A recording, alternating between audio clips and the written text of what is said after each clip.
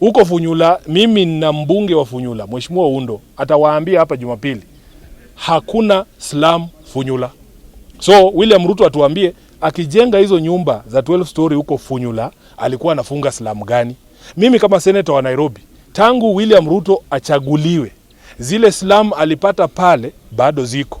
Atuambie slum ngapi amefunga kama hii affordable housing yake inafanya. Si anasema ati ni ya kufunga slum. Slum ngapi zile alipata zikiwa hazipo tena. Mukuru kwa Njenga kule anapiganga kelele, hiyo affordable housing yake bado iko.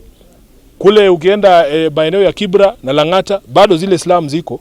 Atuambie tu, tangu niingie nimefunga hii slum kwa sababu nimejenga affordable housing. Hii affordable housing ilikuwa ni ukora ya William Ruto.